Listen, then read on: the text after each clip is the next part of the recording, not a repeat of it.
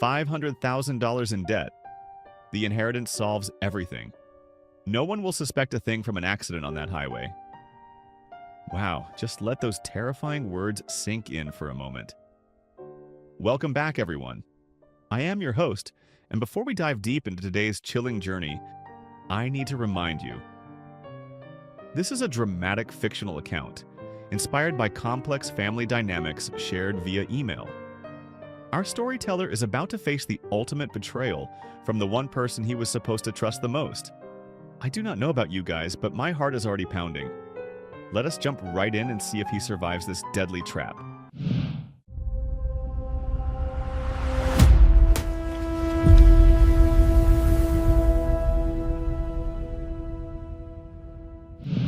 The trunk of the car was slightly cracked open, and between the grocery bags, I saw my son David's forgotten leather backpack. It was a piece of brown leather that caught my eye like a magnet. At that precise moment, a shiver ran down my spine, a premonition so violent that it made me tremble. "Stop the car immediately!" I yelled at my brother George, who was driving calmly down the state highway that was taking us back to our small, rural town in Ohio. George looked at me in alarm, his hands gripping the steering wheel tightly. "What is wrong with you, Richard? Are you feeling sick?" "Stop," I repeated, my voice sounding more hysterical than I would have liked. At 72 years old, I had learned to trust my gut, and in that instant, every fiber of my being was screaming at me that something was wrong. My brother thought I was overreacting. I could see it in his eyes, in the way he sighed before he started to slow down, but he decided to pull over onto the shoulder anyway, that strip of gravel bordering the asphalt. That decision saved our lives because inside that backpack was something that would change everything I thought I knew about my own family. George and I, two older brothers, had spent 3 days in Columbus, taking advantage of the trip to run bank errands, see doctors, and enjoy those little urban luxuries we did not have in our small town in Ohio. The drive back was always more relaxing than the drive there.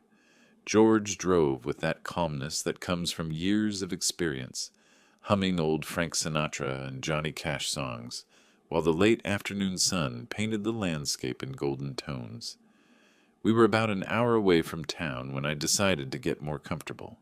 I stretched a little, turning my neck to relieve the tension, and that was when my eyes landed on the space between the back seats and the trunk. The backpack. That object that should not be there, forgotten among our things like a ticking time bomb ready to explode. My heart started beating faster. David, my only son, had visited us the night before at the hotel. He had insisted on helping us organize the groceries in the trunk. I remembered his smile, his kisses on my cheek, his thoughtful words. "Dad, drive carefully. You know this highway can be dangerous at night." Why was that phrase giving me chills now? "George," I said, trying to keep my voice steady, "there is a backpack back there. I think it is David's." My brother took a quick look in the rearview mirror. "Oh yeah, he must have forgotten it yesterday. We will give it to him when we get back. I need to look at it right now." George frowned, but something in my tone made him understand this was not just a whim. He started looking for a safe place to pull over, but I could not wait. I unbuckled my seatbelt and turned around, reaching out to grab the backpack. My fingers barely brushed the brown leather. I stretched further, feeling the strain in my back. At 72 years old, my body was not as flexible anymore, but the adrenaline gave me an extra burst of strength. "Richard, for the love of God, you're going to hurt yourself." George sped up slightly, desperately looking for a place to park. Finally, my fingers managed to hook onto one of the straps. I yanked it toward me with a sudden movement. The backpack fell onto my lap at the exact moment George found a safe spot on the shoulder and hit the brakes. The car came to a sudden halt. George turned to face me with an expression that was a mix of worry and frustration. "Are you going to explain to me what is going on?" I did not answer. My eyes were glued to the backpack, now resting on my legs. It was definitely David's. Brown with gold details, and the initials D.A.M. engraved on it. David Anthony Miller. I had given it to him 2 years ago, but something was off. The backpack was heavier than normal, way too heavy to just hold his usual stuff. With trembling hands, I unzipped the main compartment. Inside there were typical everyday items. A small mirror, lip balm, some tissues. But underneath all of that, wrapped in a silk handkerchief, was a cell phone. It was not the latest iPhone that David always carried around. This one was different. A basic, cheap phone. The kind you buy without having to give any personal information. A burner phone. The air seemed to leave my lungs. George leaned over to get a better look, his expression shifting from curiosity to confusion. "What is that? Why would David have two phones?" That was exactly the question that was making my blood run cold. I picked the device up in my hands. It was warm, as if it had been turned on recently. The moment I held it, it vibrated. One notification, then another, and another. Someone was sending messages. I pressed the power button. The screen lit up, showing text notifications. The phone did not have a passcode. No protection whatsoever. "Richard!" George's voice sounded tense. Maybe we shouldn't be looking, but I had already opened the messaging app. The latest conversation was with a contact saved simply as V. The messages were recent, very recent. V. They passed the checkpoint 15 minutes ago. They should be getting close. Do not text anymore. 12 minutes ago. V. Confirmed. Everything will go exactly as planned. 10 minutes ago. My breathing became erratic. I scrolled up through the chat, reading the older messages. Each one was worse than the last. V. The mechanic confirmed the job on the brakes. They will fail at the curve by mile marker 25. Yesterday, my hands started to shake. The curve by mile marker 30, the most dangerous one on the entire state highway, with a steep drop-off on one side and massive jagged rocks on the other. V, are you sure you want to do this? He is my father. 3 days ago, my son's reply came a few minutes later. V, we do not have a choice. The debts add up to $500,000.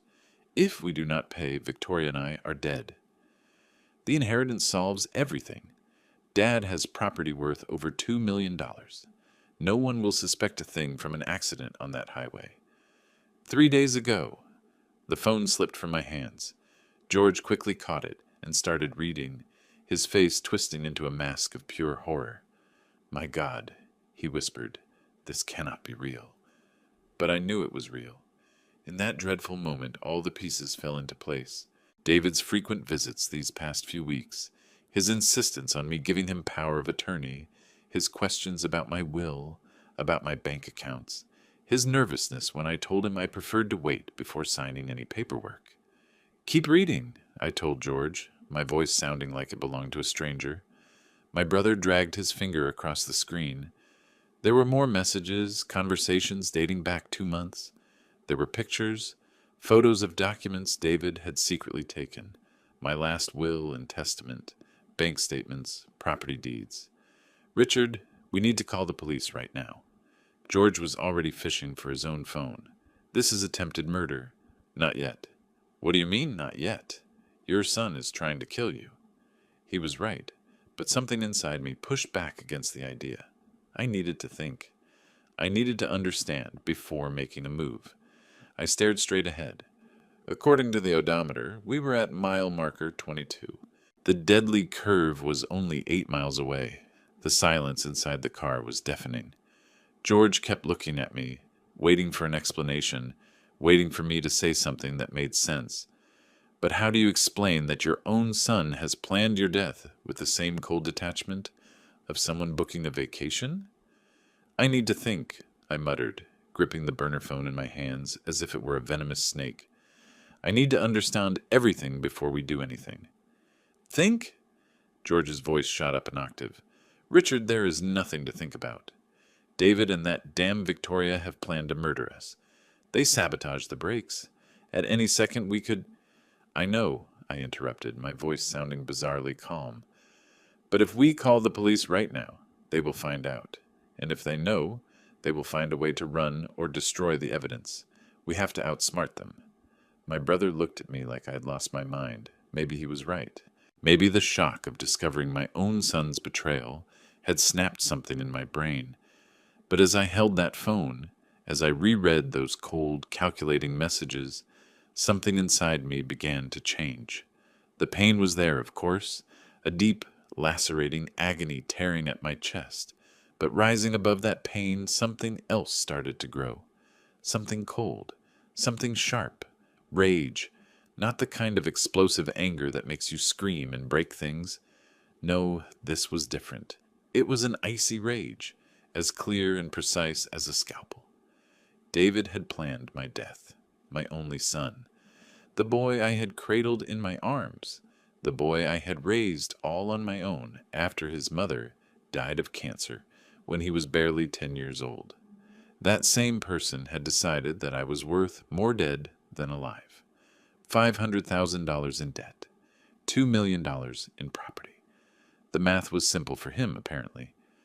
"Richard, please." George had tears welling up in his eyes. "We cannot keep riding in this car. If the brakes—" "You're right." I made a quick decision. "Let's test the brakes right now while we are still in a safe spot." George nodded, wiping his tears with the back of his hand. He slowly put the car in drive, rolling a few yards down the empty shoulder. Then he pressed the brake pedal. The car stopped normally. He tried it again, this time pressing harder. The vehicle responded well, coming to a sudden halt. "They seem to be working," George said, though his voice offered no relief. Maybe the plan was for them to fail progressively, just like that message said. Maybe we have not reached the breaking point yet. They engineered this so the brakes would fail exactly at the most dangerous curve. We are 8 miles away from it.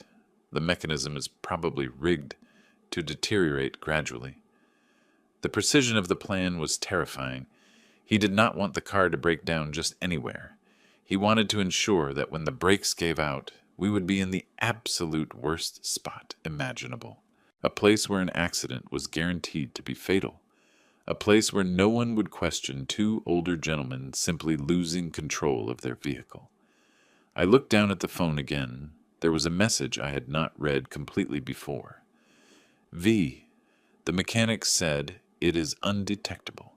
He used a special fluid that progressively eats away at the system.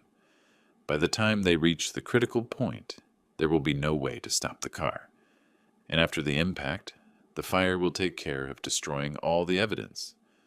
1 week ago, the fire, of course, they had thought of everything. Listen to me, George." I turned to my brother, taking his hands in mine. They were freezing cold and trembling. "We are going to act as if we found nothing. We are going to pretend everything is perfectly normal." "Normal?" George stared at me in sheer disbelief. "How are we going to call David? We will tell him we found his backpack. We are going to monitor his reaction. Richard, this is too dangerous. If he suspects we saw, he will not suspect a thing." My voice sounded firm, determined, because we are going to be incredibly careful. We are going to act exactly like two old men who found a forgotten backpack and just want to return it to its owner. George studied me for a long moment. I could see him processing my words, watching his expression shift from terror to something resembling understanding. My brother was 5 years younger than me, but he was no fool. He knew exactly what I was proposing. "You want to set a trap for them?" he finally asked. "I want justice," I corrected him, "and I want to make sure that when they fall so hard they can never get back up." I pulled my personal cell phone from my pocket. David was saved in my favorites, with a smiling picture taken 2 years ago. That photo now looked like a stranger's mask. I tapped the call button. The phone rang once, twice, 3 times. "Dad!" David's voice sounded perfectly normal, even affectionate. "Did you guys make it back okay? Was the drive smooth?" Every word was a knife to the gut, because I knew that hiding behind that sweet tone, my son was eagerly waiting for the news of my death. "Hello, son." I forced my voice to sound calm, paternal. "We have not arrived just yet. Actually, we pulled over because we found your backpack in the trunk. You must have left it behind yesterday when you helped us with the groceries." There was a brief silence on his end, a very telling silence, a silence that screamed pure panic. "My backpack." David's voice had shifted subtly. It did not sound quite so relaxed anymore. "Oh, right. I did not even notice I left it. It is no big deal, Dad. You can just bring it to me when you get back. Well, the thing is, there is a phone inside, I said, carefully monitoring every single word, measuring the impact. Your iPhone, I thought you might need it. Another pause. This one lasted even longer. That is not my iPhone, Dad. I have my iPhone right here with me. Maybe. Maybe it is an old phone I just forgotten there a long time ago. He was lying. I could hear the poorly contained nervous edge in his voice. George had noticed it too, his hand gripping my arm tight. Maybe, I replied with an effortless, carefree tone. Anyway, you will swing by tomorrow to pick it up, right? Yeah, I will come by tomorrow. Dad, be careful on the road. That state highway is dangerous, especially around that big curve. Drive slow. Yes, the big curve, the one by mile marker 30. My own son was warning me about the exact location where he had scheduled my demise. The irony was so dark, it almost made me laugh. We will be careful, son. I love you. I love you too, Dad. I hung up. Those final words hovered in the air inside the car like an invisible poison. I love you. I repeated the words softly. How can he say that while he sits around waiting for me to die? George did not answer. There was no answer to a question like that. The second after I ended the call, the burner phone buzzed. The text messages started pouring in, one right after another. It was David writing to V, who was obviously Victoria, his wife. D, they found the backpack 30 seconds ago. V, what? How? 20 seconds ago. V, I forgot it in the car. He just called me, says they found a phone inside it. 15 seconds ago. V, did he look through the phone? 10 seconds ago. D, I do not know. He sounded perfectly normal. But what if he saw the texts? Victoria, we are screwed. 5 seconds ago. V, calm down. If he had seen anything, he would not have called acting all normal. He probably just saw the phone and figured it was yours. Old people like him do not even know how to use those devices anyway. Old people like him. George read that message over my shoulder and let out a muffled gasp of indignation. I stayed completely silent, but something inside me hardened even more. Victoria, the woman who had married into my family 10 years ago, the woman I had welcomed like a daughter, was calling me old while orchestrating my murder. D, what do we do now, Victoria? V, we stick to the plan. If he suspected anything, he would have turned around or called the cops. The fact that he is still on the road means he does not know a thing. In less than an hour, it will all be over. In less than an hour, it would all be over. I glanced at the car clock. It was 4:37 in the afternoon. I would be dead. George, too. 2 casualties in a tragic auto accident on a rural state highway, known for being treacherous. We are not going to reach that curve, I stated suddenly. We are going to do something different. What do you mean?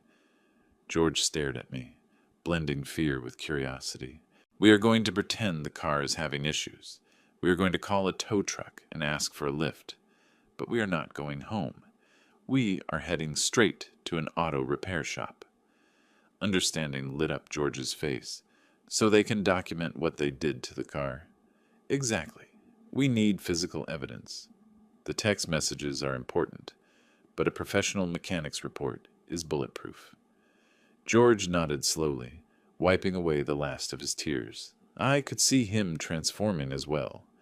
The initial shock was giving way to something much stronger. We were in this ordeal together, 2 brothers taking on the world, or more accurately, taking on my own son. George fired up the engine once more, but this time we did not move forward. Instead, he cranked the steering wheel and started turning us around, driving away from the direction we had been heading, far away from mile marker 30, far away from the death my son had plotted out in such intricate detail. There's a shop in that town we passed about 30 minutes ago, George said, his voice now steady and resolute. The owner is Mark. Do you remember him? He was a classmate of your late wife. I nodded, vaguely recalling a heavy-set man in his 60s who had always been kind to me on the rare occasions our paths crossed. Trustworthy. That word suddenly held a completely different meaning for me. I had trusted David my entire life, and look where that trust had led me. The burner phone buzzed again. More texts exchanged between David and Victoria. D, what if we go check the car ourselves to make sure everything stays in place? V, we cannot risk being seen near his house or out on the highway. We already played our part by visiting him yesterday. Any weird movements now will raise red flags if something goes wrong. D, you are right. Oh my God, I am so nervous. I cannot stop thinking about it. V, stop thinking. It is right on schedule. In an hour, the precinct will call to notify us of the accident. We will act completely shocked, completely devastated. We will rush to the scene. We will cry. We will do exactly what is expected of grieving family members. D, and what if they survive? My son's question froze the blood in my veins. There was zero hope in those words. He was not asking out of relief. He was asking out of sheer terror that his master plan might somehow fail. V, they will not survive. The mechanic was extremely clear. At the speed the car will be traveling, combined with the weight of the vehicle, the drop will be at least 150 feet. Nobody survives that. And if by some miracle they do, the fire will finish the job. I closed my eyes, a wave of nausea washing over me. George noticed how pale I had gotten and reached out to touch my arm. Do not read any more, Richard. We have seen enough, but I needed to see. I needed to fully comprehend the massive scale of this betrayal. I kept swiping through the messages, stumbling upon conversations from previous days. There was one text from a week ago that caught my eye. D, I spoke with the lawyer. As soon as we secure the death certificate, we can initiate the inheritance process. Since I am an only child and I have power of attorney over some of the accounts, access to the funds will be almost instant, at least $400,000. V, perfect. With that, we pay off the loan sharks and we will have plenty left over to disappear for a while. When we come back, we will inherit the rest, and nobody will suspect a thing. Do you think it will actually work? V, it already worked once before. I sat there completely paralyzed, staring at that final sentence. It already worked once before. What did that mean? She had already done this before.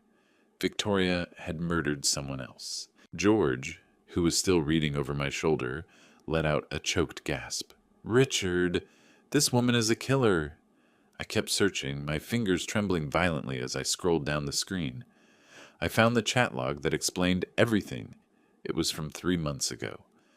V, my mother died exactly the way I'm planning for your father to die. Car crash. Nobody suspected a thing. I inherited everything. That is how I got the cash to pay for our wedding. D, you killed your own mother, Victoria. V, I did what had to be done. She was old. She was sick.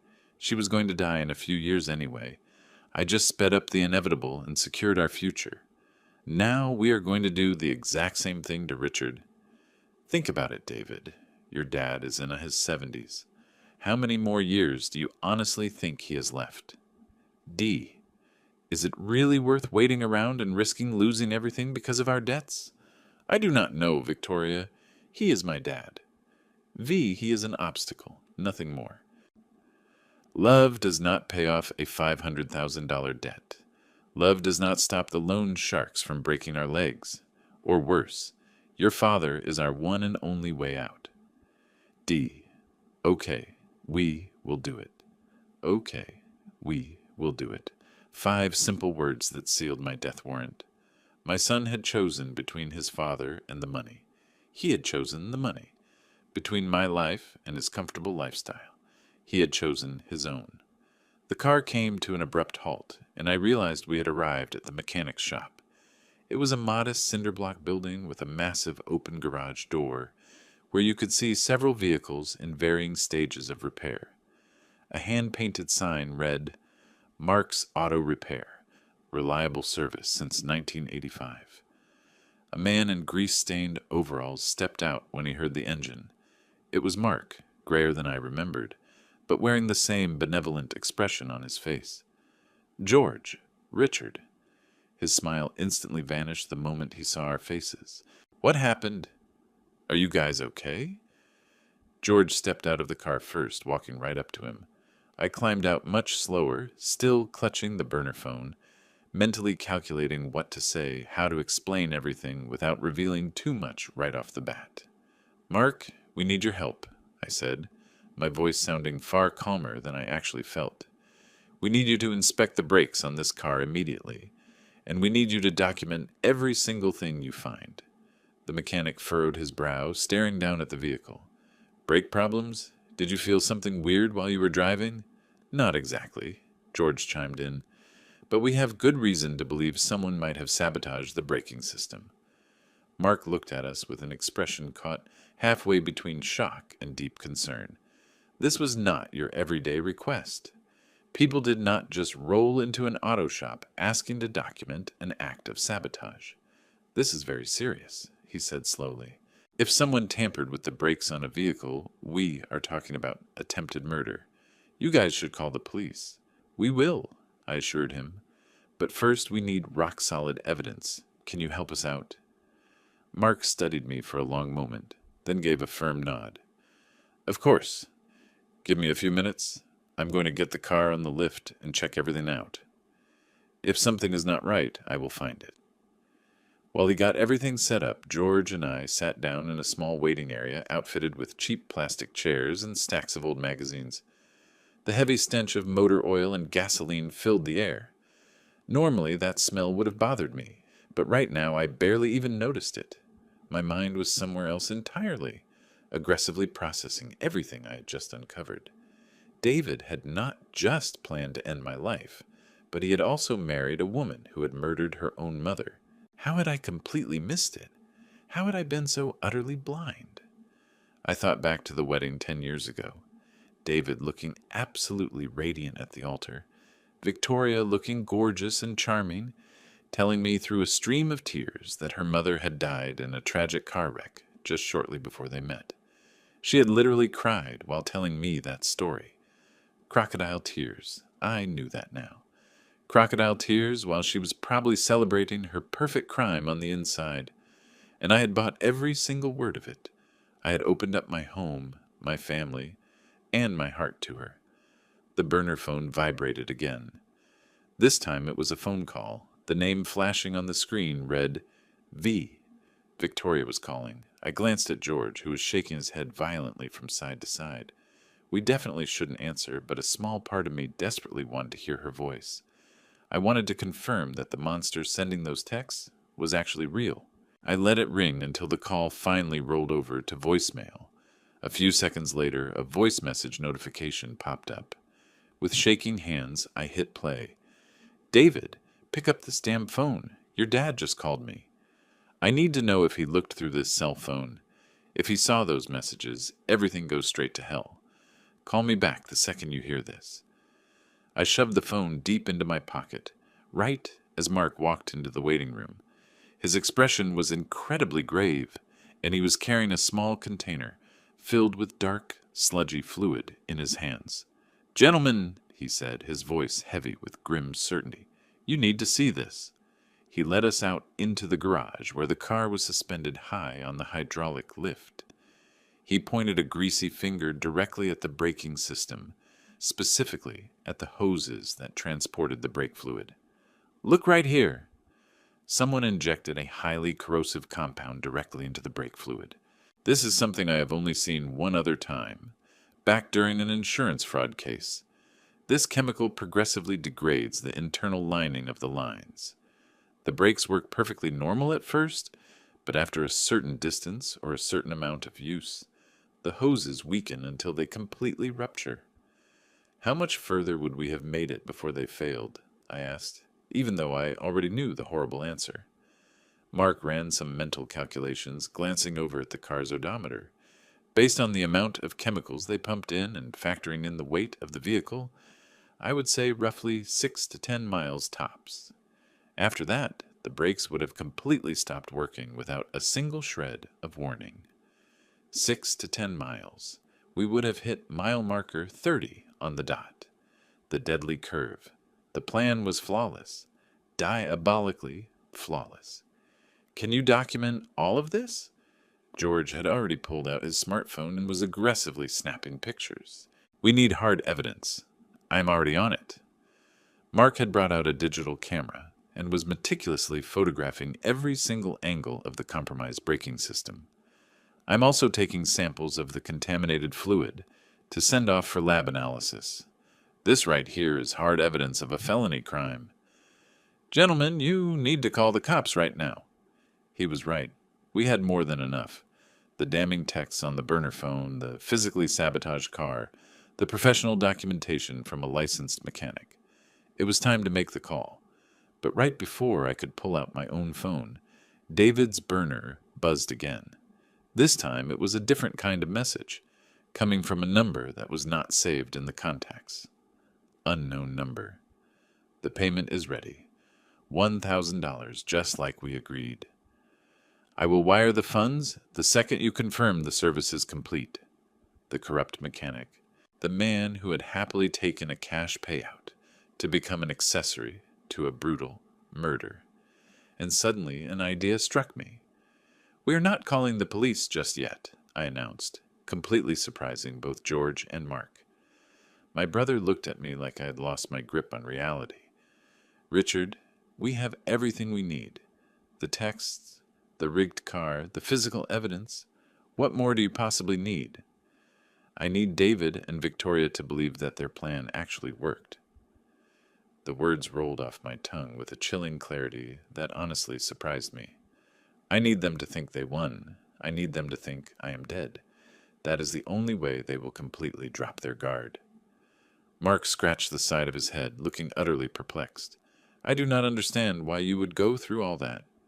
I sat down heavily in a nearby chair, carefully organizing my racing thoughts. The cold, icy rage I had been feeling earlier was steadily morphing into something far more calculated, something much more dangerous. Because if we call the cops right now, they will just hire a high-priced lawyer. They will claim the text messages are completely fake, that someone else planted that phone. Victoria's smart. She has already beaten a murder charge once before. She will find a way to plant the seed of reasonable doubt. George sat down right next to me, gently taking my hand in his. What are you thinking, brother? I'm thinking that we need a lot more than just evidence. We need a full-blown confession. We need them to incriminate themselves, to say exactly what they did out loud, thinking that nobody else is listening. That is incredibly risky, Mark warned, and honestly, probably illegal. I know. I stared down at the burner phone resting on my lap. But David taught me a very valuable lesson today. He taught me that sometimes, to survive, you have to be every bit as ruthless as your enemy. The master plan began to take shape in my mind. It was undoubtedly risky, yes, but it was the absolute only way to guarantee that David and Victoria would pay for everything they had done, not just for trying to murder me, but for the cold-blooded murder of Victoria's own mother, for all the sickening lies, for all the endless manipulation.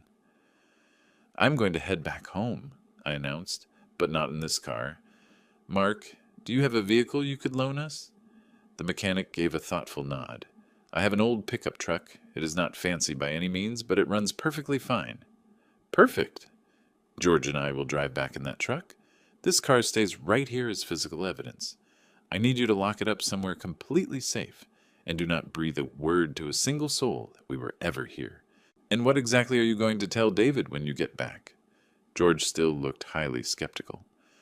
I will tell him that we ran into some mechanical trouble on the road, and that a good Samaritan pulled over to help us out. I will hand him back his backpack, hand him his phone. I will act like the trusting, loving father he fully expects me to be, and in the meantime, I will start prepping a plan of my own. Mark tossed us the keys to his truck. It was an old Nissan, but it was reliable. Before we pulled out, I made absolutely sure he understood the massive importance of keeping the car hidden away and not discussing our sudden visit with anyone. I explained just enough so he grasped the severe gravity of the situation, but not every single detail. The fewer people who knew, the better. The drive back was incredibly tense. George gripped the steering wheel of the truck while I stared silently out the passenger window, watching the familiar landscape roll by with entirely new eyes. Everything looked different now. The world felt much darker, far more dangerous. I could not even trust my own flesh and blood anymore. Do you honestly think we can pull this off? George broke the heavy silence after 20 minutes on the highway. We have to. Not just for our sakes, but for Victoria's mother as well.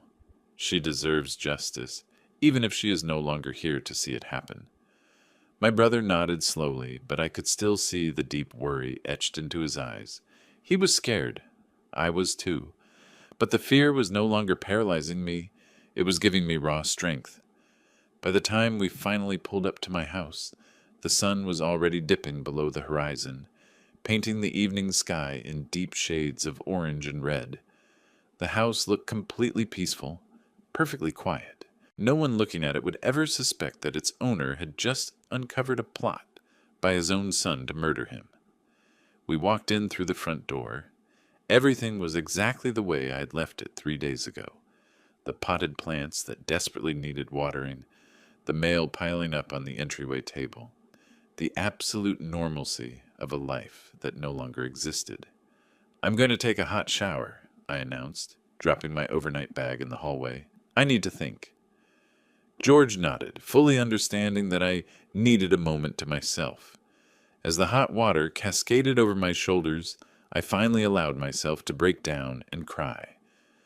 I had maintained my composure this entire time, but now, in the isolated privacy of my own bathroom, I let myself feel the full, crushing agony of the betrayal.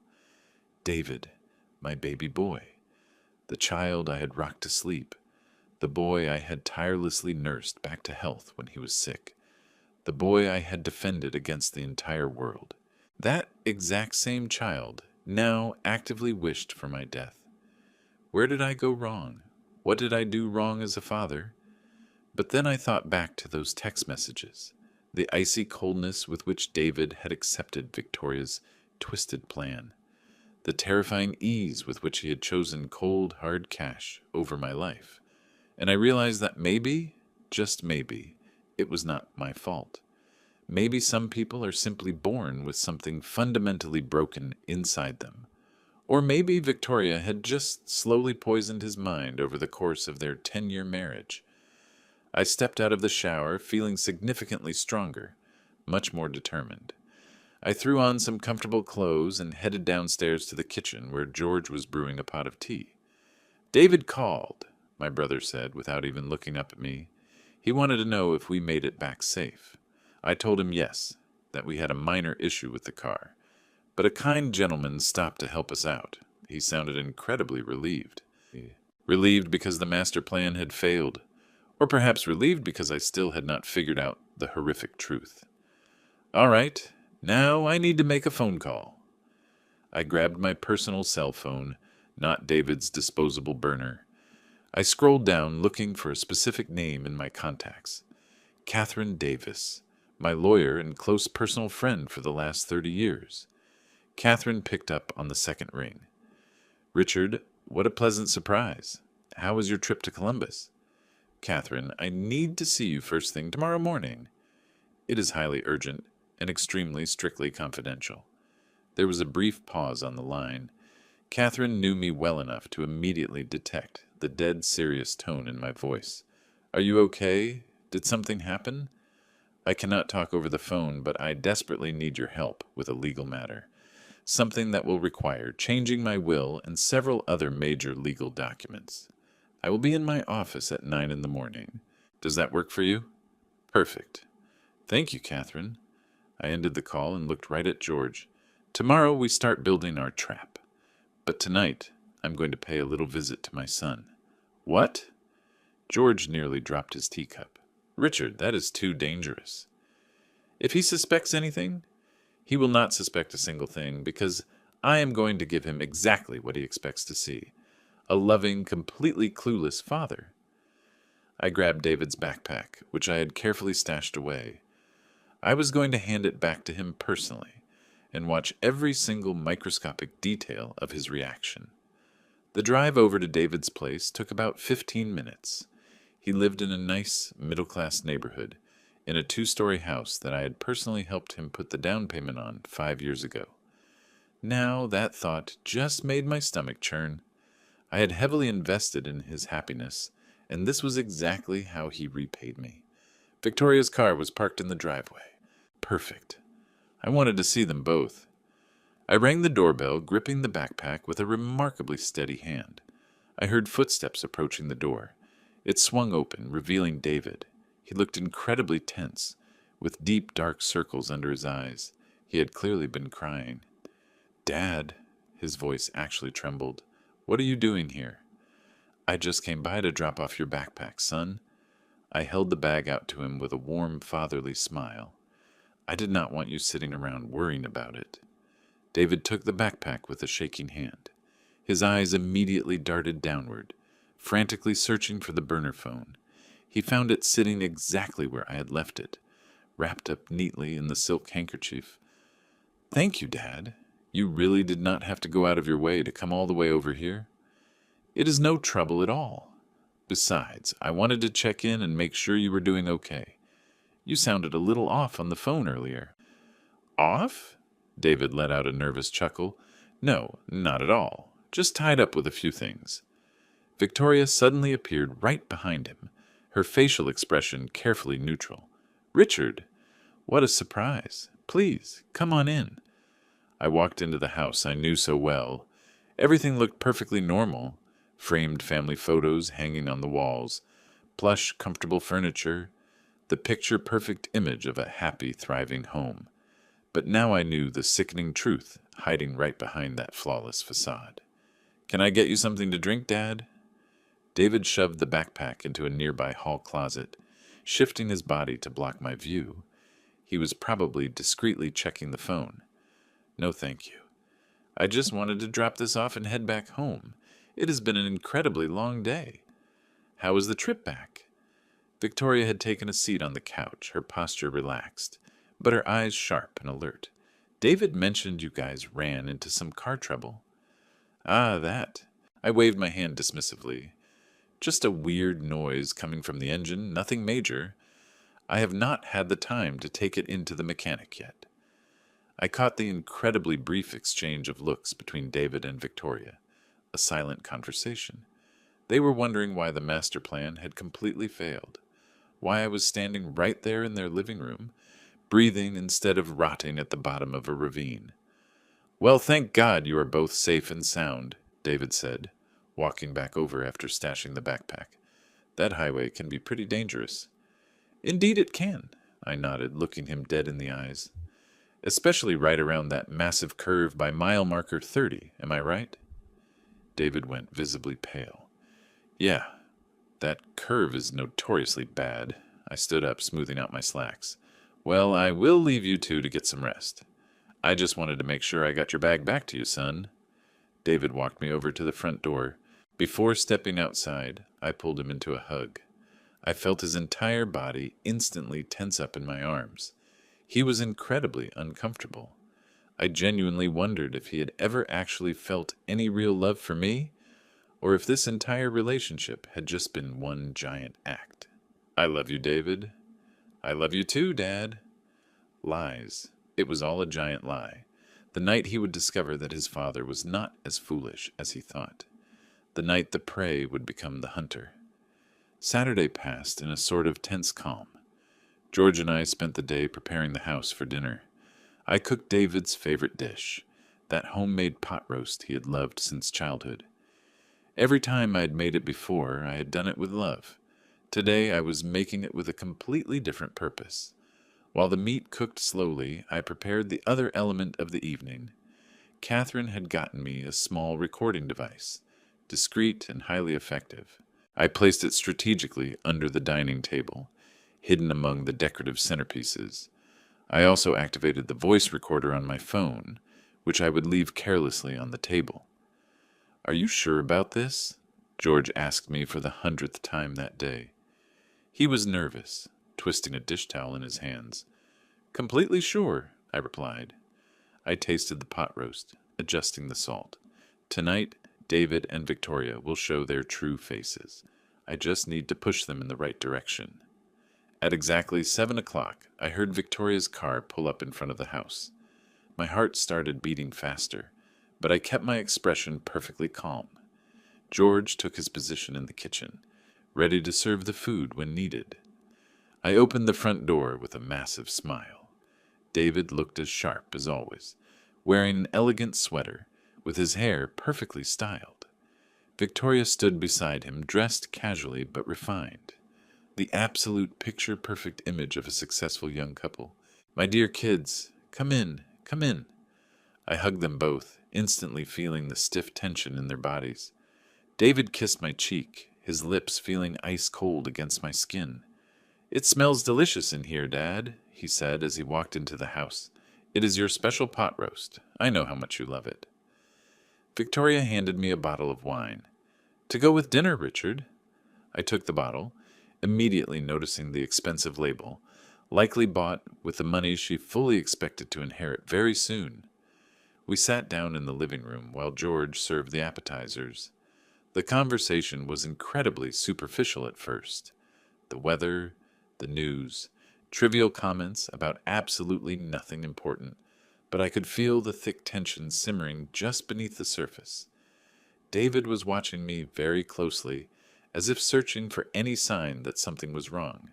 "How is the car running, Dad?" Victoria finally asked. Her tone was completely casual, but her eyes were sharp and alert. "David mentioned you guys had some trouble on the highway." "Oh, that." I waved my hand dismissively. "Just a weird noise. Nothing major. I have not had the time to take it into the mechanic yet." I caught the quick exchange of glances between them. Confusion, deep concern. They were wondering why the car had not failed exactly as planned. "You should really get it checked out soon," David insisted. "Older cars can be unpredictable." "You're right, son. I will take it in next week." Right then, George announced that dinner was ready. We moved into the dining room, where I had set the table with my finest china. My cell phone was resting innocently near my plate, its voice recorder actively running. The hidden device taped under the table waited silently. While I served the pot roast, I decided it was time to start planting the seeds of my plan. "You know, I have been thinking a lot about the future this week," I said with effortless ease. "At 72 years old, a man cannot help but think about these things." David tensed up immediately. "Dad, do not talk like that. You still have so many years ahead of you." "Maybe, maybe not." I took a slow sip of my wine. "Anyway, I went to see Catherine this week. We made some necessary adjustments to my legal documents." The silence that followed was heavy and palpable. Victoria completely stopped eating, her fork suspended halfway in the air. David stared at me, his eyes wide open. "What kind of adjustments?" His voice sounded forced, trying desperately to sound casual. "Oh, nothing too dramatic. I just wanted to make sure everything was in perfect order. The properties, the bank accounts, the will." I smiled softly at them. "You just never know when these things will be needed, right?" "You changed your will?" Victoria leaned forward, momentarily completely forgetting her role as the sweet, selfless daughter-in-law. "I made a few minor modifications, yes. Catherine advised me on certain legal protections." I looked directly into David's eyes, "especially considering you have been showing such a keen interest in my finances lately." David went completely pale. "What do you mean by that?" "Well, all your sudden questions about the property deeds, the powers of attorney, the bank statements." I kept my tone light, almost playful. A father tends to notice these things. The atmosphere at the table shifted radically. The tension was so thick you could cut it with a knife. George, watching from his spot in the kitchen, looked at me with deep concern. "I just worry about you, Dad," David said defensively. "I want to make sure you are fully protected." "Protected from what, exactly?" I let the question hang heavy in the air. "Or protected from whom?" Victoria interjected, her voice strictly controlled but noticeably tense. "Richard, I really think you are misunderstanding David's intentions. He just wants what is best for you." "Or what is best for me?"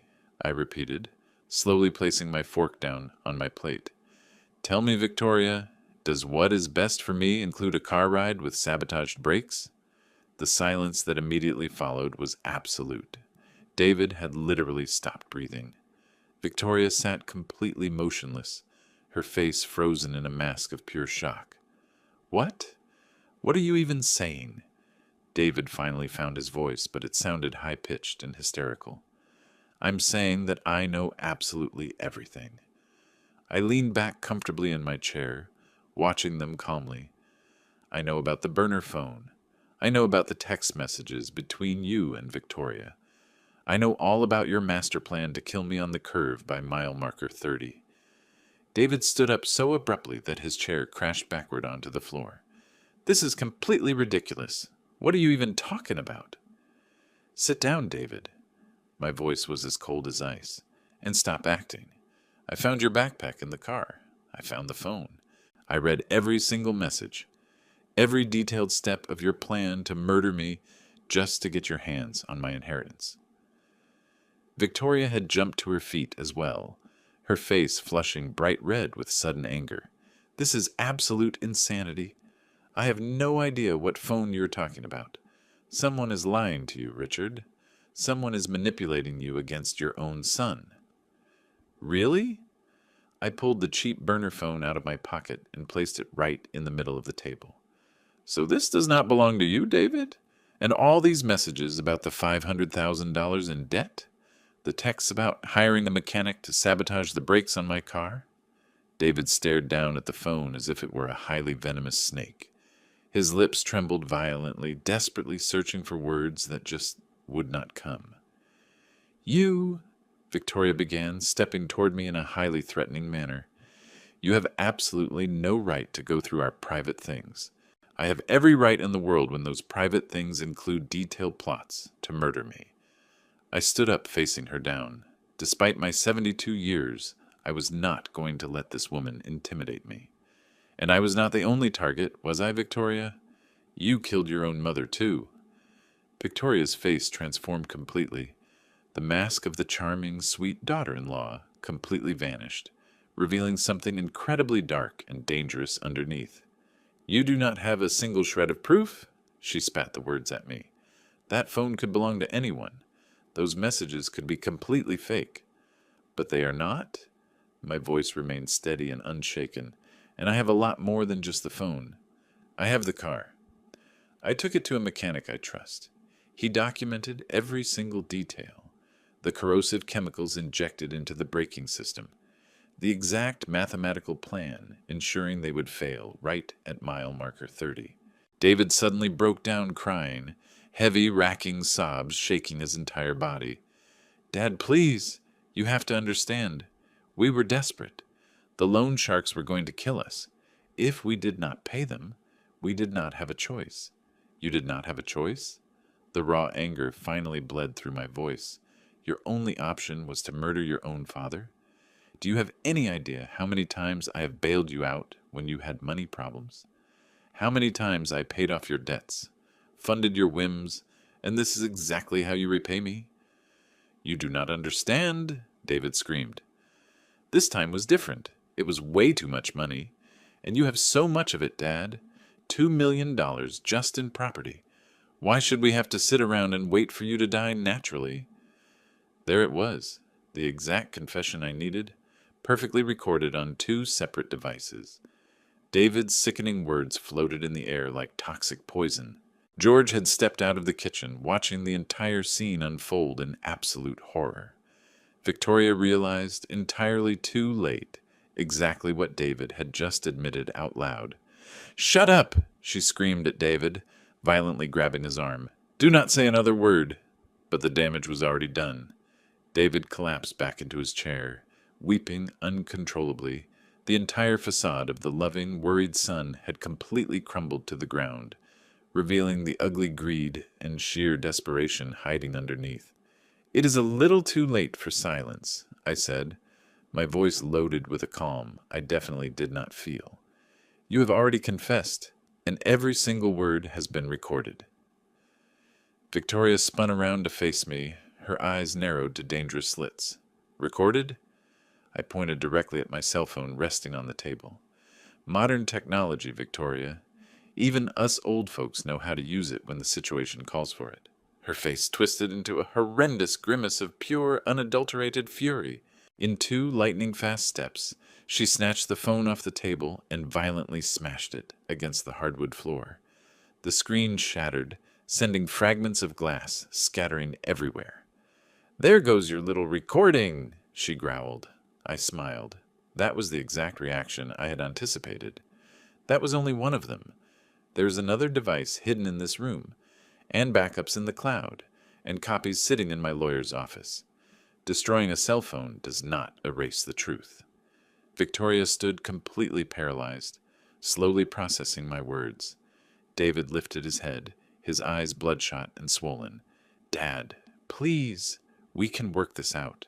This does not have to go to the police." "Work this out?" I repeated in total disbelief. "How exactly do you propose we work out an attempted murder? With a few apologies, empty promises?" "With money?" Victoria intervened, her intensely calculating mind already scrambling for a way out. "We will pay back the $500,000 we owe, plus interest. Just do not go to the cops." "With what money?" I asked her coldly. "With the cash you plan to inherit after burying me? I hate to disappoint you, but I already transferred every single liquid asset into brand new accounts. Accounts you know absolutely nothing about and never will." David let out a choked gasp. "What? You cannot do that. That is my inheritance." "It was your inheritance," I corrected him sharply. "Right before you decided you would rather have it today, with me rotting in the ground. Now you get absolutely nothing, not a single red cent. I will donate every last dollar to charity before I leave a dime to you." "You cannot do that." David jumped up again, his profound sadness rapidly morphing into furious entitlement. "I am your son, your only son. That money belongs to me by right. You have absolutely zero right to my money while I am still breathing, and thanks to discovering your brilliant little scheme, I plan on being alive for many, many more years." I stepped right up to him, looking deep into his eyes. "Do you want to know what the saddest part of all this is, David? If you had just come and talked to me, if you had just told me about your debts, about the terrible trouble you were in, I would have helped you, just like I always did." "You would not have handed over $500,000, he muttered weakly. "Maybe not the entire lump sum all at once. But we would have found a solution.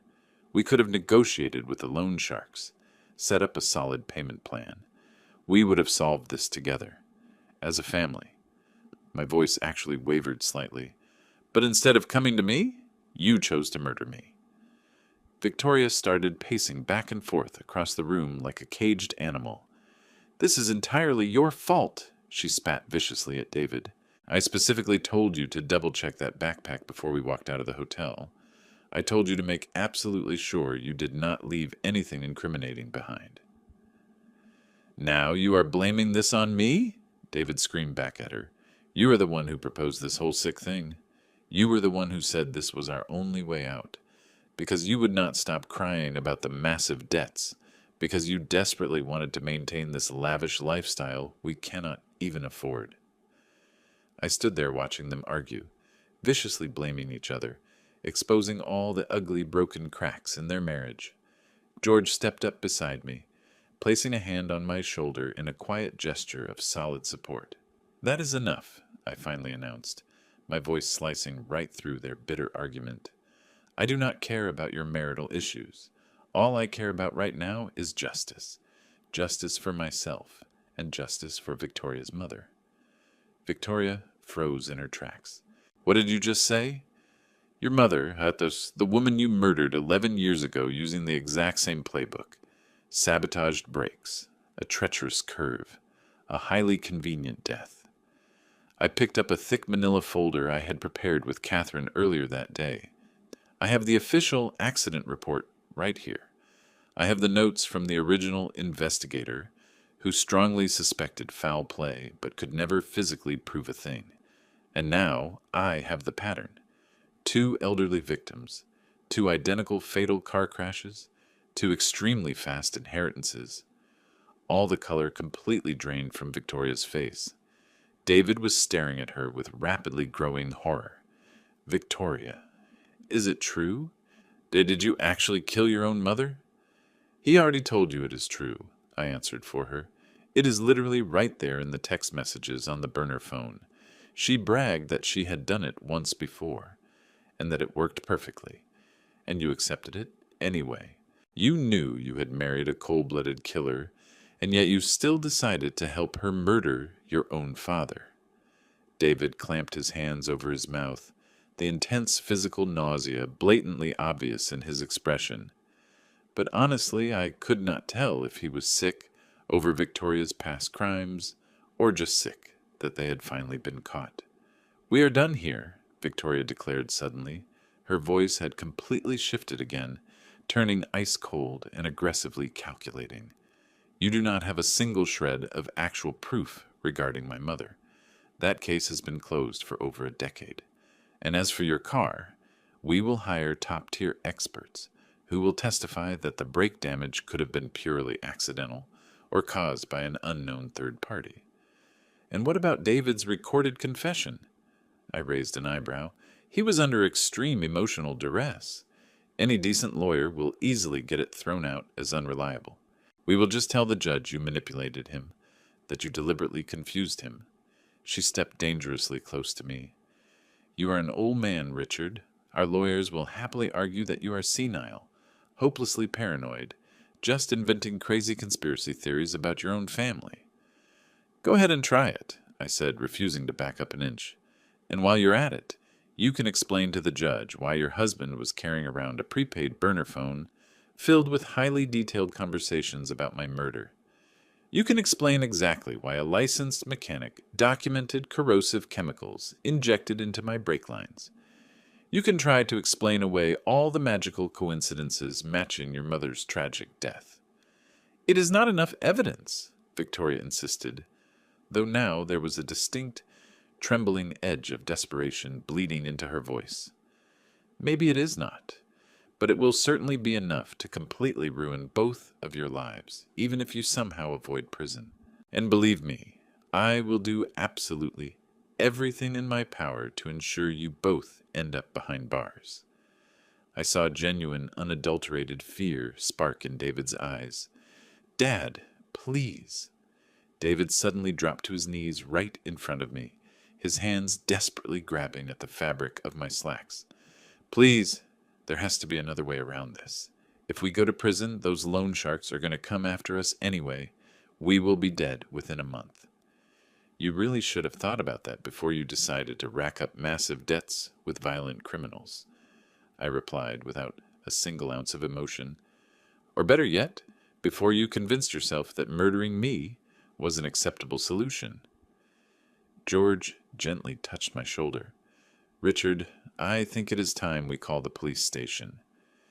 He was right. I had successfully extracted exactly what I needed. The confession, the physical evidence. It was all perfectly documented. It was finally time to end this nightmare.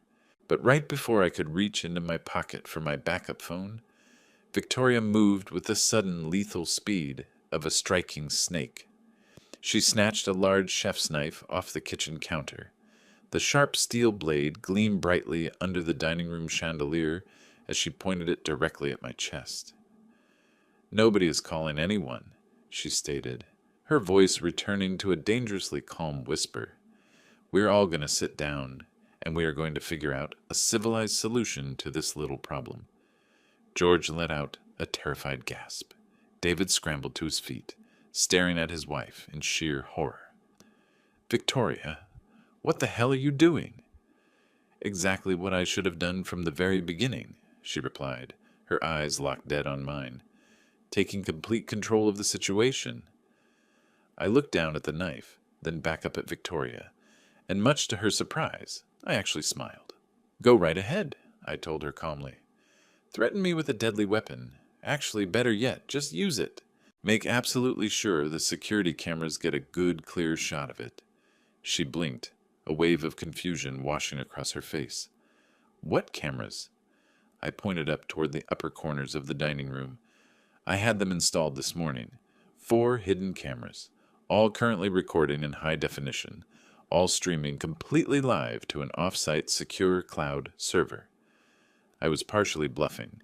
There was only 1 camera hidden in the room, but she did not know that. So please continue. It is only going to make the prosecution's case against you that much easier. The heavy knife trembled slightly in Victoria's grip. Her eyes darted frantically around the room, desperately searching the shadows for the cameras I had just mentioned. She finally spotted the one discreetly mounted high up in the corner of the dining room. Her face completely fell apart the exact second she realized that every aggressive movement, every single threatening word had just been captured on video. "It is a trap," she muttered, the knife slowly lowering toward the floor. "This whole thing was a setup from the very beginning." "Of course it was," I confirmed without hesitation. "Did you honestly think I was just going to let you walk away after you actively plotted my murder? You really thought I was just going to play the role of the silent, highly convenient victim you so desperately wanted?" David kept looking back and forth between Victoria and me, his face a twisted mask of absolute despair. "Dad, please, we can just leave. We can disappear tonight. You will never, ever hear from us again. So you can go and do this to someone else?" George spoke up for the first time in several minutes, his voice remarkably firm. "So Victoria can just go find another guy with a wealthy father and repeat the exact same sick plan? No, David, this ends right here, tonight." Victoria finally dropped the knife completely. The heavy steel clattered loudly against the hardwood floor. She slumped down heavily into a chair, burying her face in her hands. "We are screwed," she muttered darkly. "Completely screwed. You finally understand." I pulled out my backup phone, the one I had kept safely tucked away in my pocket throughout the entire dinner. "I am calling the police right now, and you two are going to stay exactly where you are." "Wait." David took a step toward me. George instantly stepped right between us, blocking his path. "Dad, wait, please. If you're really going to do this, I at least need to know one thing. Is there any way you will ever be able to forgive me someday? Is there any chance we can ever go back to being father and son?" I stared hard at the grown man standing right in front of me. The little boy I had carried in my arms, the son I had raised entirely on my own after his mother passed away. The child I had given absolutely everything to, sacrificed everything for, and now the man who had meticulously mapped out my murder with the icy detachment of someone planning a trip to the grocery store. "I do not know, David," I answered him with brutal honesty. "Right now, looking at you, I do not see my son. I see a total stranger, a stranger who actively chose $500,000 over his own father's life." "It was not just about the money," David sobbed loudly. "The loan sharks said they were going to do horrible things to us. They said they would track us down no matter where we tried to run. Victoria said this was the only way we could be safe. Victoria lied to you, just like she has lied about absolutely everything else since the day she walked into our lives, and you chose to believe her instead of trusting your own father. That was your real choice, David. It was not a choice between the money and me. It was a choice between her and me. And you chose wrong." I dialed 911. Right before the operator picked up, David made one final, wildly desperate attempt. "Those loan sharks are going to kill us, Dad. Do you understand that? If we go to prison, we will be completely defenseless in there. They have contacts everywhere. They will find us, and they will make us pay in the most horrific way imaginable." "Then perhaps you should have thought about all of that before you decided to borrow money from violent criminals," I replied, my voice devoid of any emotion. "Or better yet, before you convinced yourself that murdering me was an acceptable solution." The emergency dispatcher answered the call. "The people responsible are inside my home right now." I gave them my address in a clear, firm voice. "Are you in any immediate physical danger, sir?" the dispatcher asked quickly. I looked over at Victoria, sitting utterly defeated in her chair, and down at David, weeping pathetically on the floor. No, I am no longer in any danger. The police arrived in exactly 15 minutes. 2 squad cars, 4 uniformed officers. One of them, a senior officer named Captain Davis, had known me personally for years. His expression grew darker and darker as I thoroughly explained the situation, showing him the burner phone, playing the hidden audio recordings, and handing over the official documentation from the mechanic. "This is incredibly serious, Richard," Captain Davis said gravely after reviewing all the evidence. "We are going to need you to come down to the precinct tonight to make a formal, on-the-record statement. And we are definitely going to need to impound that car as physical evidence. It is locked up securely over at Mark's auto shop." I provided the exact address. "He has all the official paperwork documenting the sabotage."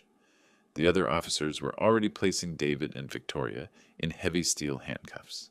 My son was crying uncontrollably, begging the cops to just listen to him, pleading with them to understand his side of the story. Victoria, on the other hand, remained completely silent. Her face was a totally impenetrable mask of stone.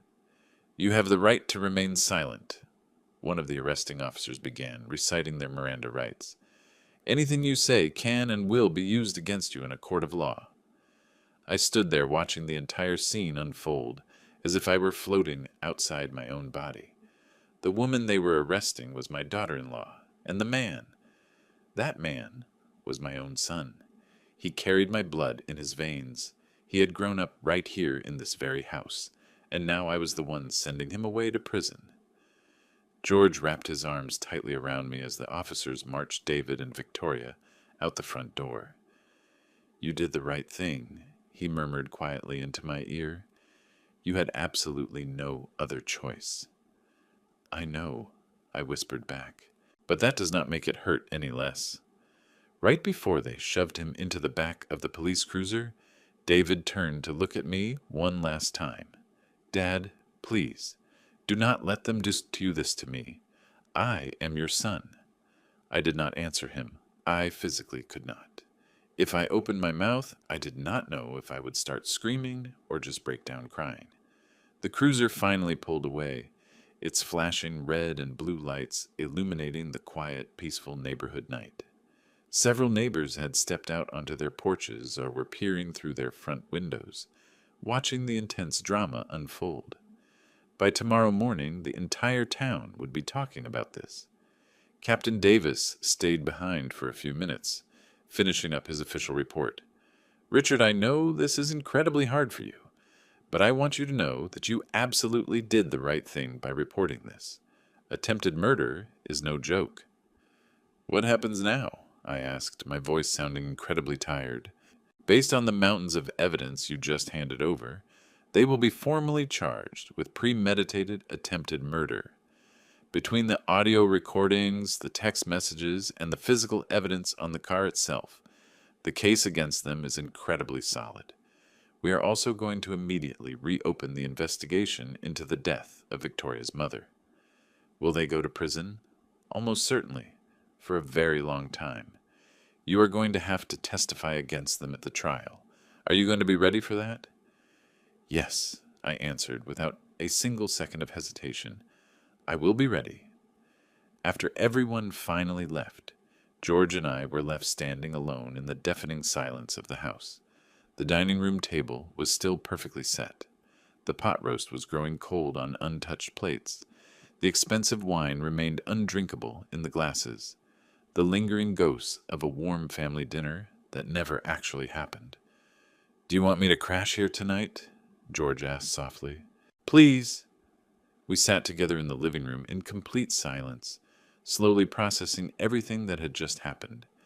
I had won. I had successfully exposed David and Victoria. I had fully protected my assets. I had secured my justice. But the victory left a terribly bitter taste in my mouth. "Do you think I will ever be able to forgive him someday?" I asked into the dark room. George reached over and squeezed my hand. "I do not know, Richard. Maybe with enough time. Or maybe not. But what I do know for a fact is that you did exactly what you had to do to survive tonight. And that is not something you should ever feel guilty about. My cell phone suddenly rang. It was Catherine. "Richard, I just heard what happened. Are you okay?" "I'm still processing it all," I admitted with a heavy sigh. "We need to meet up first thing tomorrow morning. There are several pressing legal matters we need to finalize. The will, the new bank accounts, and you are probably going to want to strongly consider filing for a restraining order, just in case he somehow manages to make bail." "They will not get out on bail," I said with absolute certainty. "The evidence against them is way too strong." "Even so, it is always better to be safe than sorry. Richard, I know this whole situation is an absolute nightmare, but you survived. And you did not just survive. You fought back and defended yourself. A lot of men in your exact position would never have had the sheer courage or the cunning to pull off what you did tonight." After I hung up the phone, I stood there staring out the window into the dark night. Somewhere in this city, David was sitting inside a cold concrete cell, finally facing the severe consequences of his own actions. A small part of me, the part that was still a father, desperately wanted to run down there and rescue him. But the much stronger part of me, the part that had fiercely fought to stay alive, knew that all of this was absolutely necessary. "Do you think those loan sharks will actually go after them?" George asked quietly. "Probably, but that is not my problem anymore." My voice sounded much colder than I had actually intended. David made his choice. Now he has to live with the consequences, or in his particular case, survive them. 6 months later, I was sitting peacefully in the backyard garden of my home, admiring the flowers I had planted earlier that spring. Roses, gardenias, jasmine, the exact same kinds my mother used to grow when I was just a little boy. The morning sun was warm, but not entirely oppressive. It was absolutely perfect weather for enjoying the hot tea George had just brewed for me. Life had moved on just like it always does. The criminal trial had been swift and incredibly definitive. David and Victoria were both sentenced to 20 years in state prison for premeditated attempted murder. Victoria received an additional 15-year sentence after detectives reopened her mother's cold case and finally uncovered enough hard evidence to formally charge her with homicide. The glaring similarities between the two cases had been completely impossible for the jury to ignore. David had mailed me 3 separate letters from inside the prison walls. All 3 of them remained completely unopened, tucked away inside a drawer in my desk. I just was not ready to read them yet. Maybe I never would be. The loan sharks had actually attempted to make contact with David inside the facility, but the federal authorities quickly intervened. It turned out that those particular criminals were actively wanted for a dozen much more serious federal crimes. A vast majority of them ended up behind bars as well. The dark irony of that was certainly not lost on me. Catherine had officially finalized every single one of my legal changes. My new will successfully established a charitable foundation dedicated to helping elderly victims of familial financial abuse. It was a cause I unfortunately understood entirely too well now. David's name had been completely scrubbed from every single legal document I owned. "More tea?" George suddenly appeared holding the teapot, pulling me right out of my deep thoughts. "Please!" I held out my ceramic cup. My brother had officially moved in with me shortly after everything went down. Neither one of us really wanted to be living alone anymore, and his steady company had been a tremendous healing balm for my deeply wounded soul. Together, we had slowly started to rebuild a quiet life that did not constantly revolve around lingering pain and bitter betrayal. "This arrived in the mail today." George handed me a stark white envelope. The return address was stamped by the state penitentiary. Another letter from David, the 4th one. I held it in my hands, feeling the physical weight of the paper. A tiny part of me really wanted to rip it open. I wanted to know what my son possibly had to say after spending 6 long months locked in a cell, But the other part of me, the part that was still actively trying to heal, knew I was just not ready for it yet. "Are you going to read it?" George asked, taking a seat right beside me. "Maybe someday." I slid the unopened letter deep into the pocket of my robe. But not today. A small bird landed gently on the feeder I had installed right near the rose bushes. I watched it drink the water, blissfully unaware of all our complicated human dramas, simply living its pure, uncomplicated life. There was a profound lesson in that, I thought to myself, letting go of the dark past and choosing to focus entirely on the present. "Mark called yesterday," George mentioned. "He wanted to know if you needed him to look over the new car. I had sold the sabotage car the second it was released from evidence after the trial, and I had purchased a brand new one that nobody else had ever touched, one that nobody had ever manipulated, a car that was entirely mine and completely safe. Tell him yes, sometime next week would be perfect."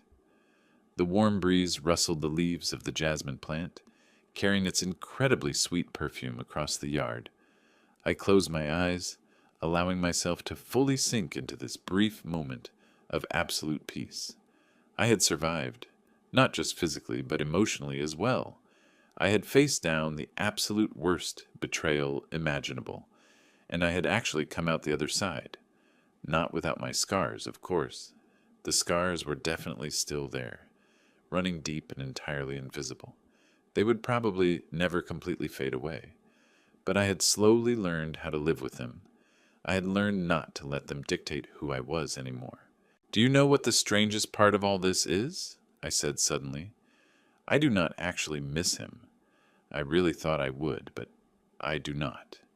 The David I miss is the version of him I blindly believed existed, but that person never actually existed in the first place." George gently squeezed my hand. "Or maybe he did exist once, but he just lost his way somewhere down the line. The greed, the intense fear, Victoria, all of that fundamentally changed him. Maybe." I took a slow sip of my tea, savoring the soothing heat. Or maybe he was always exactly like that, and I simply refused to see the truth. I did not have all the answers, but I had finally learned how to be at peace with that. The telephone rang from inside the house. George stood up to go answer it, leaving me alone with my quiet thoughts and my blooming garden. I could hear his muffled voice drifting out through the open kitchen window. A moment later, he returned wearing a bright smile. "That was Catherine. The foundation is officially up and running. She says she already has 3 new cases of elderly folks who desperately need our help." I smiled, a real, genuine smile, for what felt like the first time in years. Something truly good was finally coming out of all this horrific pain. Other people would not have to suffer in total silence the way I almost did. Tell her I will be at her office first thing tomorrow morning. I want to meet those people.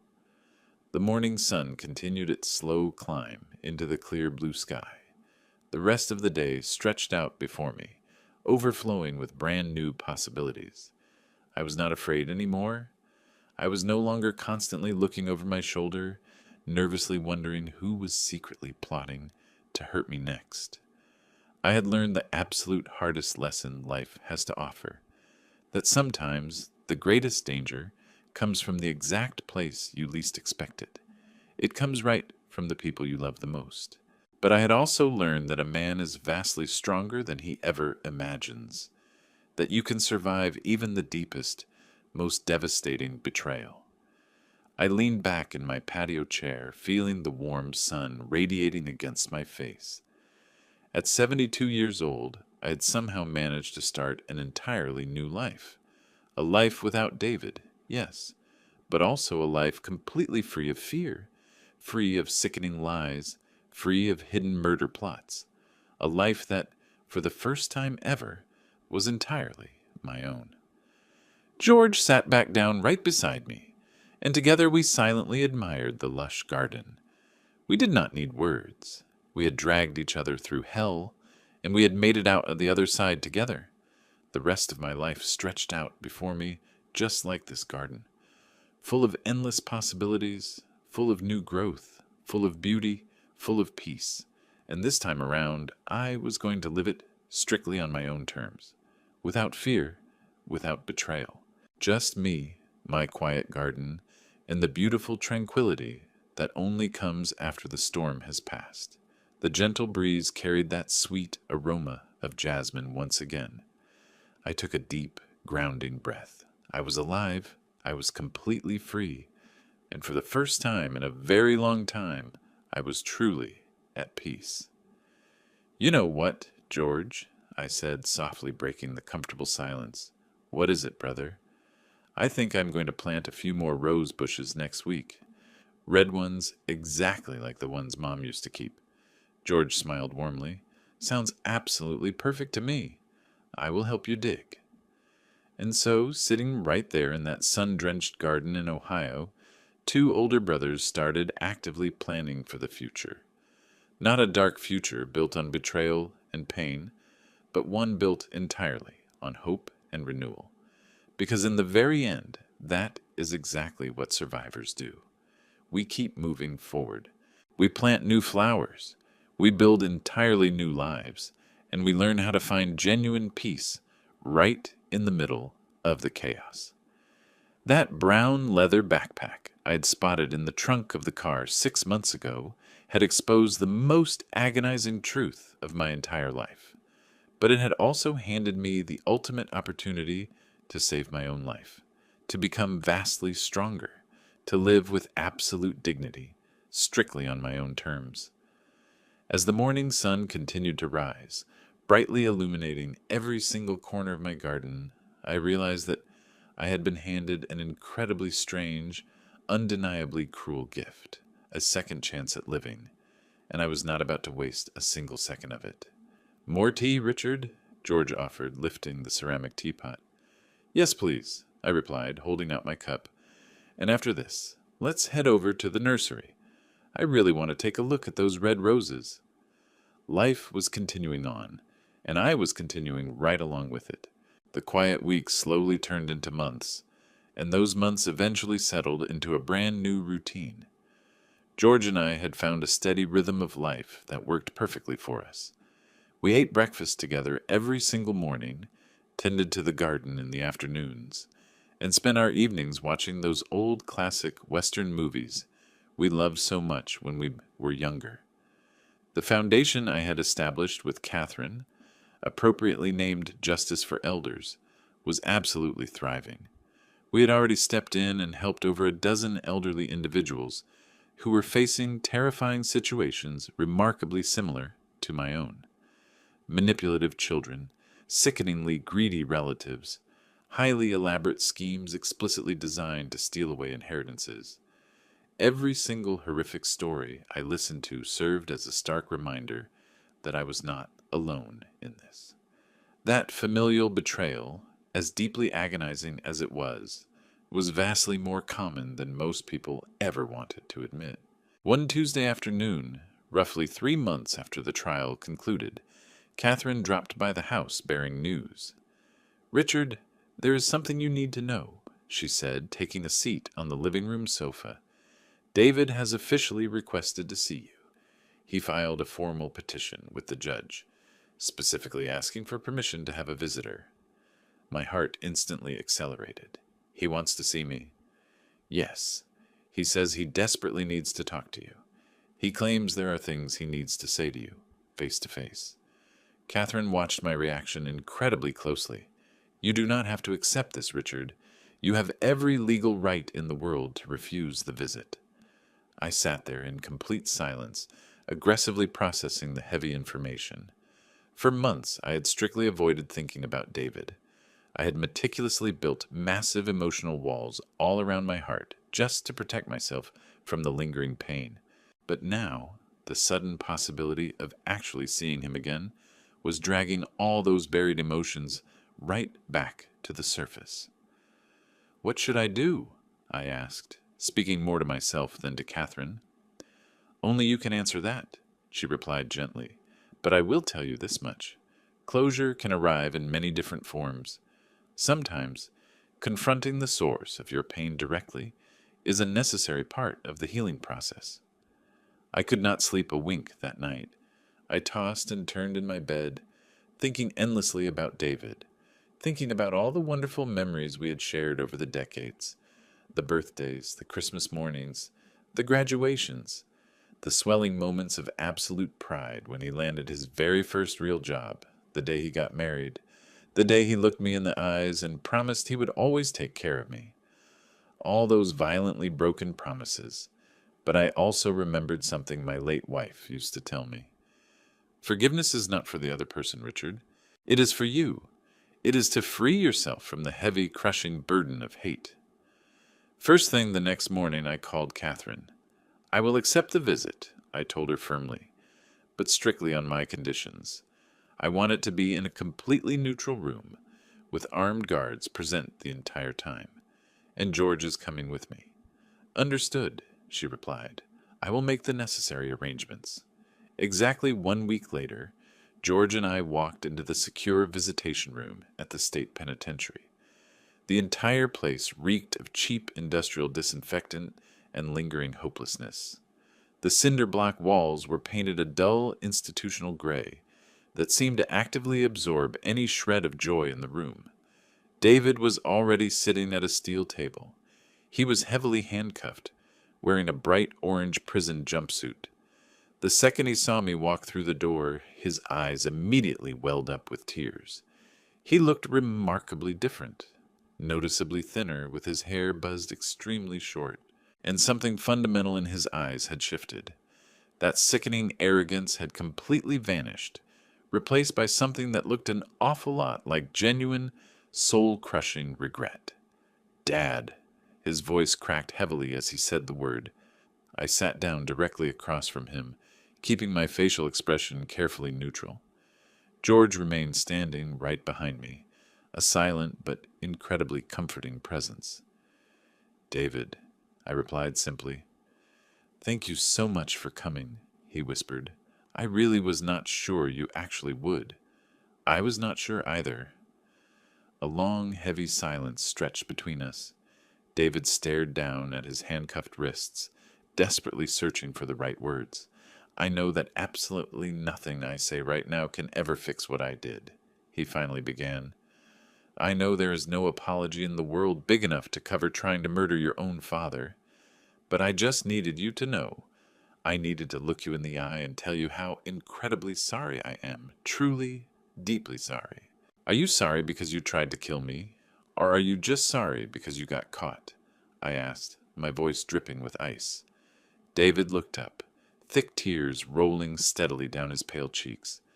I'm sorry because I lost you. Because I threw away the most important man in my entire life over sheer greed and stupid fear.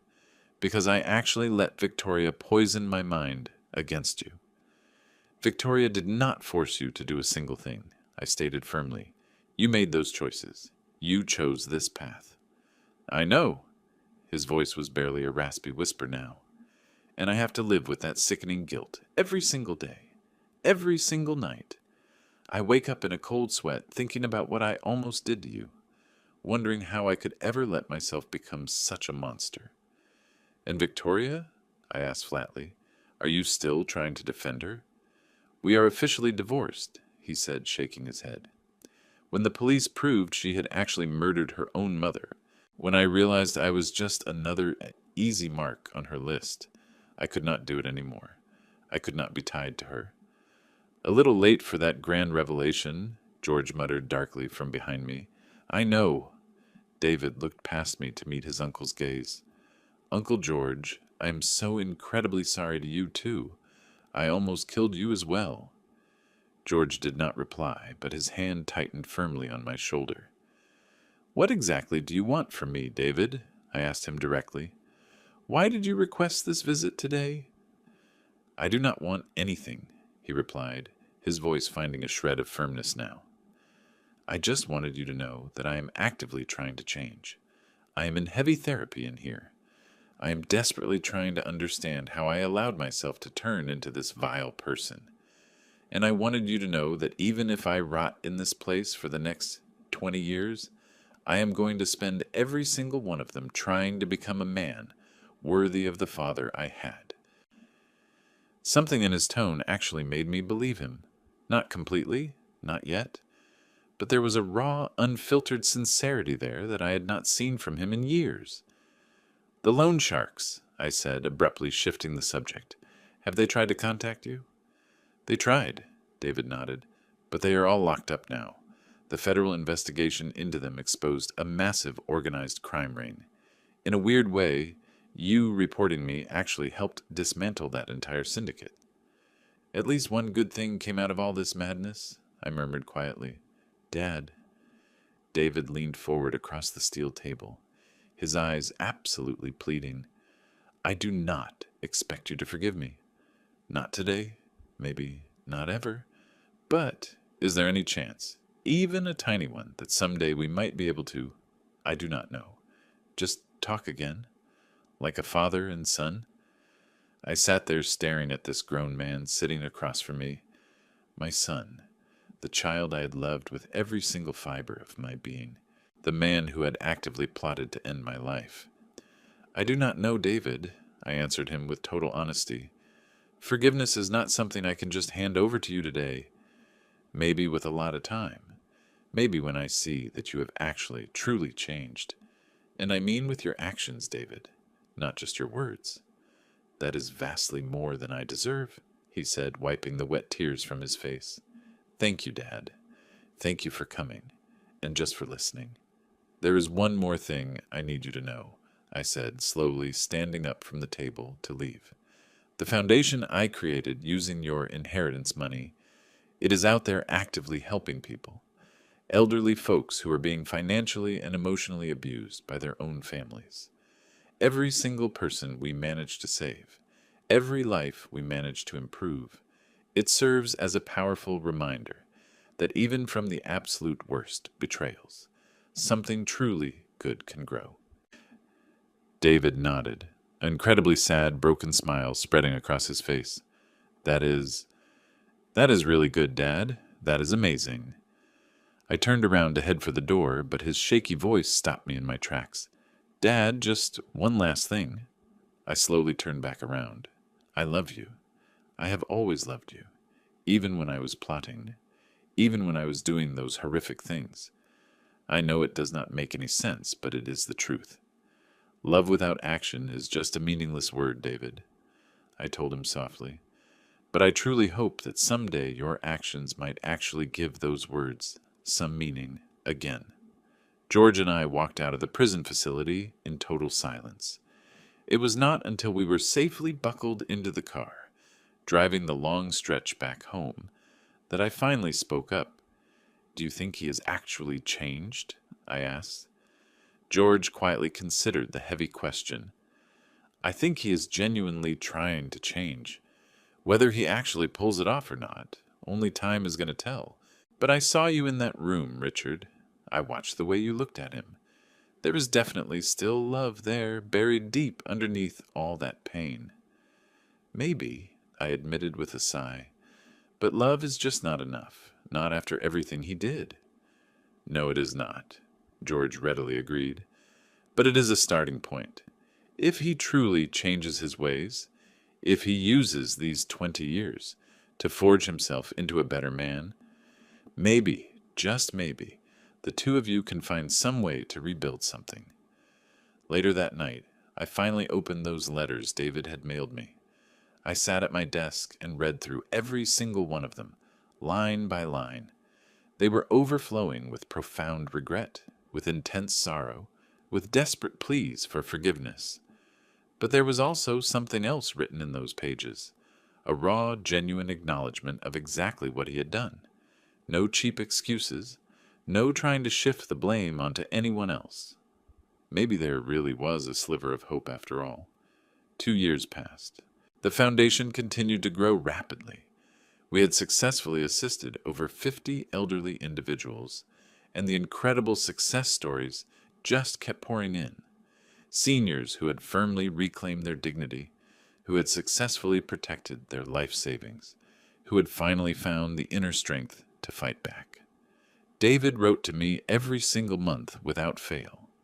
Letters detailing his steady progress in psychological therapy, the educational courses he was taking inside the prison, the fundamental changes he was making to his life.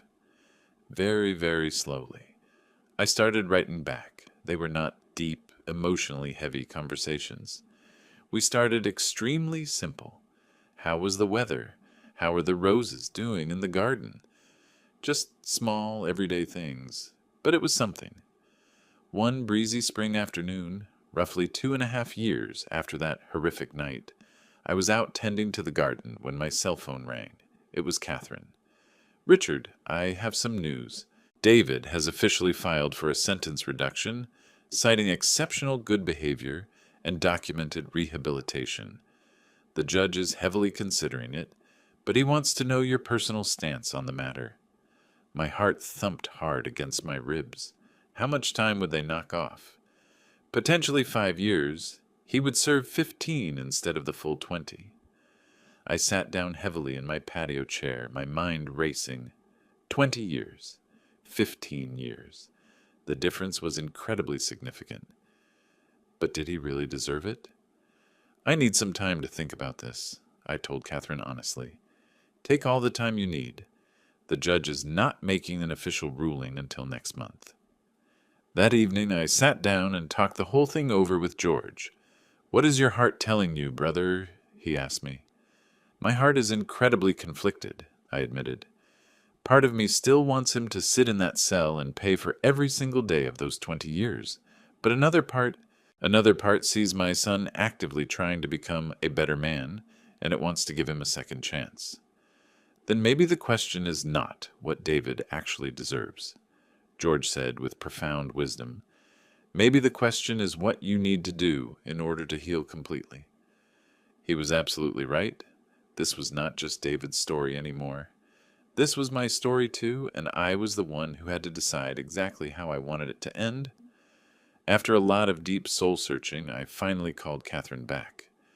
"Tell the judge I will officially support the sentence reduction," I told her. "But it comes with strict conditions. David has to continue his intense therapy. He has to actively work in a restitution program, and he must keep his distance from me until I personally decide I'm ready for more direct contact." "Are you absolutely sure about this?" Catherine asked. "Yes. This is not a complete blanket forgiveness, but it is a massive step forward for both of us." Ultimately, the judge approved the reduction. David would now serve 15 years, with the distinct possibility of making parole after 12, provided he maintained his flawless behavior. When I received David's letter profusely thanking me for what I had done, I actually cried. Not tears of sorrow, but tears of pure, unadulterated release. I had been carrying around that crushing, toxic weight of hatred for so long, and I was finally starting to let it go. I honestly did not know if David and I would ever get back to having a traditional father and son relationship. Maybe we would, maybe we never would. But I had learned a very valuable lesson. True healing does not always mean putting things back exactly the way they used to be. Sometimes it means forging something entirely brand new out of the ashes of your pain. As I sat there looking out over my peaceful garden, the vibrant red roses blooming brilliantly under the warm Ohio sun, I realized something incredibly profound. I had survived, and I had not just survived physically. I had managed to find a way to truly live again, to find a brand new purpose in this world. That forgotten leather backpack sitting in the trunk of the car had certainly exposed the darkest, most vile betrayal imaginable. But it had also handed me the ultimate opportunity to forge myself into someone vastly stronger, someone wiser, someone much more compassionate, and sitting right there in that beautiful garden, under that endless blue sky, surrounded by the exact same flowers my mother used to love, with my loyal brother right by my side, and a thriving foundation carrying on my legacy of protecting the vulnerable. I realized that I had found something infinitely more valuable than any sum of money or property inheritance. I had found genuine peace. The story of Richard Miller did not end on that dark, lonely highway heading back to our small town. It actually began right there. Because sometimes, the absolute worst betrayals push us directly toward our greatest purpose in life. And sometimes, merely surviving is just the very first step toward truly learning how to live. What an incredibly powerful ending. I am honestly speechless. Our storyteller went through the most agonizing betrayal imaginable, but instead of letting it destroy him, he turned his immense pain into a shield to protect others. It takes a massive amount of strength to forgive the person who tried to end your life. And even more strength to realize that true peace comes from letting go of that toxic hatred. David is finally paying the price for his greed, but Richard is the one who truly found freedom. Let me know what you guys would have done in the comments below. Would you have ever been able to forgive your son after a betrayal like this? Drop your thoughts down there, and do not forget to subscribe for more crazy stories. See you in the next one.